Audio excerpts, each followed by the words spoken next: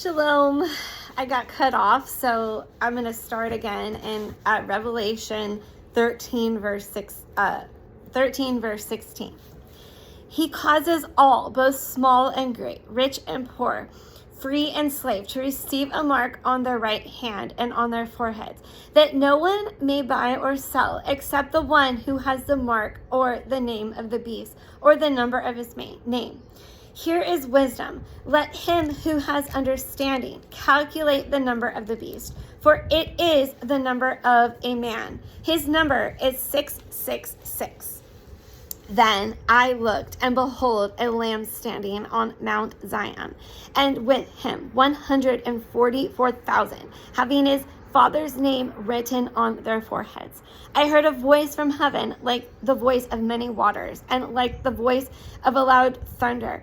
And I heard the sound of harpists playing their harps, and they sang as it were a new song before the nations, before the four living creatures and the elders, and no one could learn that song except the 144,000 who were redeemed from the earth. These are the ones who were not defiled with women. They are virgins. These are the ones who follow the Lamb where he goes. These were redeemed from among men, being first fruits to God, to the Lamb. And in their mouth was found no deceit, for they are without fault before the throne of God.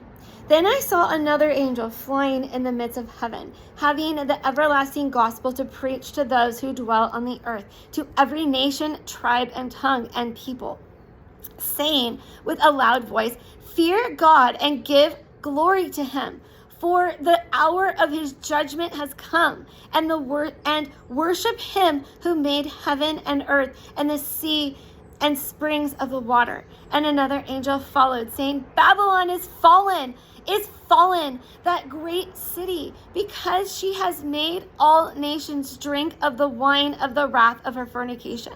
Then a third angel followed them, saying with a loud voice, "If anyone worships the beast and his image and receives his mark on his forehead or his hand, he himself shall also drink of the wine of the wrath of God, which is poured out full strength onto the cup of his indignation.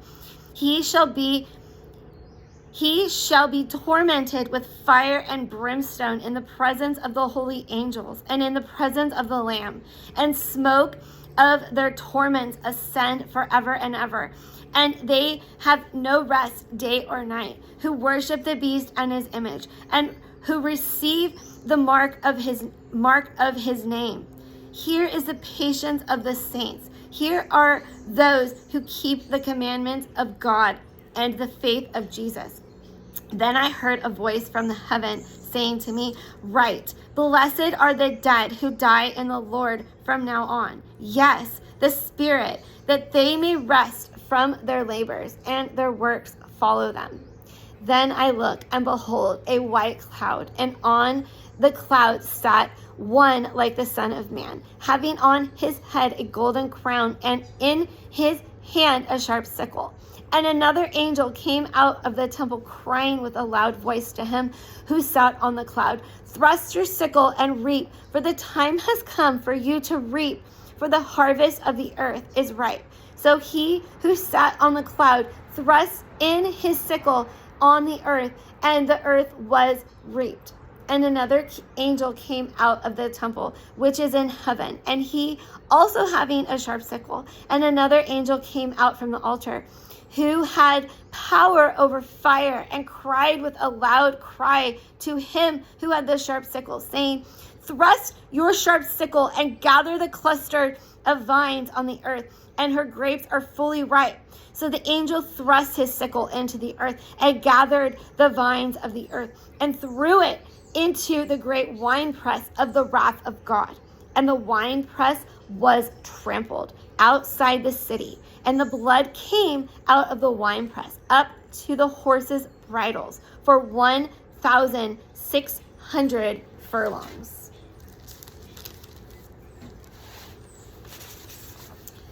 This is a poem by Oscar Brown, written in 1968, called "The Snake." On her way to work one morning, down the path alongside the lake, a tender-hearted woman saw a poor, half-frozen snake. His pretty colored head had been all frosted with dew. "Oh, well," she cried, "I'll take you in, and I'll take care of you." "Take me in, tender woman, take me in for heaven's sake. Take me in, tender woman," sighed the snake. She wrapped him up all cozy in a comforter of silk and laid him by the fireside with some honey and milk. She hurried home from work that night, and soon as she arrived, she found that pretty snake she had taken in had been revived. "Take me in, tender woman, take me in for heaven's sake. Take me in, tender woman," sighed the snake. She clutched him in her bosom. "You're so beautiful," she cried. "But if I hadn't brought you in, by now you might have died." She stroked his pretty skin again and kissed and held him tight. Instead of saying thanks, that snake gave her a vicious bite. "Take me in, tender woman, take me in, for heaven's sake. Take me in, tender woman," sighed the snake. "I saved you," cried the woman, "but you've bitten me." "But why?" "And you knew your bite is poisonous, and now I'm going to die." "Oh, shut up, you silly woman," said the reptile with a grin. "You knew damn well I was a snake before you took me in."